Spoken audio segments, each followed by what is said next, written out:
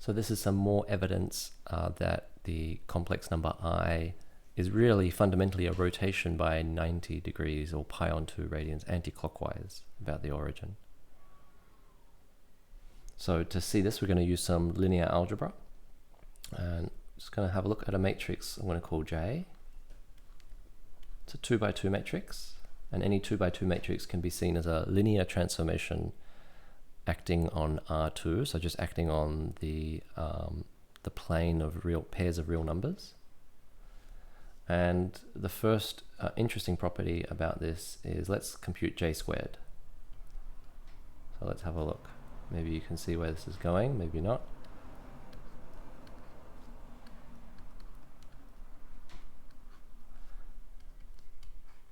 So we do our usual matrix multiplication. We go across and then down. We get -1 in the first entry. And then it looks like 0 in the second.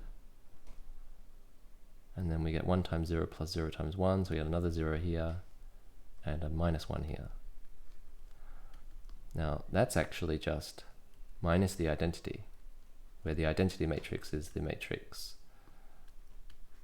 with 1 along the diagonals and 0 elsewhere. It's kind of the matrix version of the number 1. So if the number 1 is the special number that when you multiply any other number by it, it remains unchanged. So 1 times x is equal to x for all x. The same goes with the identity matrix. The identity times any vector, so now we're doing linear algebra. The identity matrix times any vector is just equal to the same vector. It doesn't change it. It does nothing as a transformation. So what would minus the identity do? What would minus the identity do? Well, if the identity is kind of the an analog for the number 1, then minus the identity must just be the analog for -1, which we've already talked about in my previous video, is literally a reflection. So this is multiplication by negative the identity is really the same as reflecting any vector. So if you take a vector up here, let's say, v, and you multiply by negative the identity, that's the same effect as just multiplying the vector by -1, which is exactly a reflection. So you kind of draw a line that's perpendicular to the vector, and you shine kind of like a mirror, you look at the reflection of v across that line, and that's the effect of minus the identity. So just to summarize what we've got here, we've got a matrix J such that J squared is equal to minus the identity. Now that should be ringing some bells, just like I squared is equal to -1. So if you really want to write down I in terms of real numbers, the best way that you can do it, or the only way that I know at least with real numbers, is writing it as a matrix, combination of real numbers. And there it is. So it does have some kind of, I guess you can kind of write it out in terms of real numbers in some way, not in the same way that you can write out, approximations to the square root of 2 or pi or fractions, but at least we can kind of get some kind of handle on it. So the main point of this video though is really to understand again, or to see some more kind of evidence that I is just a rotation by 90 degrees anti-clockwise. So if I is being identified with this transformation, let's have a look at what this transformation does as a transformation on R2. Let's do that now.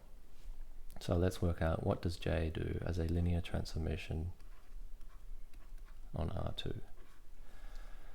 So this holds true for any transformation, any 2 by 2 especially, is if you want to work out what it does to all of R2, to the whole of the plane, you want to work out is a kind of a rotation, a reflection, is it scaling up or down, is it shearing? There's all these different types of transformations. You want to identify which one it is.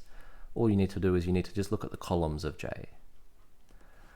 The first column of a matrix is where the transformation sends the first basis element, where we're going to take our usual basis of 1, 0. That's the first basis element. And the second column of J is where J sends the second basis element, which is 0, 1.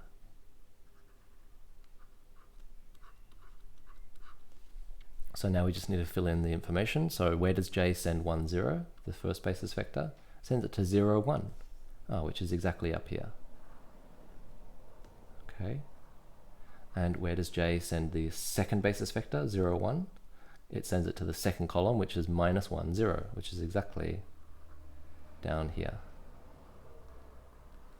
Now what you just need to do is you need to imagine doing both of these things simultaneously, both moving this basis vector to the kind of, or from the x-axis to the y-axis, horizontal axis to the vertical, and then from the other one simultaneously also have to rotate it down this way. And you can kind of see if you do both of these things at the same time, the net result is a rotation by pi on 2 or pi on 2 radians or 90 degrees anti-clockwise. So that's our further kind of idea that J seeing it's the same kind of matrix analog analogy with I. It's in analogy with I because we can see that J squared is equal to minus the identity, just like I squared is equal to minus 1. Well, what properties does J have? It's exactly a rotation by 90 degrees anti-clockwise. And that's again our evidence that I must also be a rotation by 90 degrees anti-clockwise.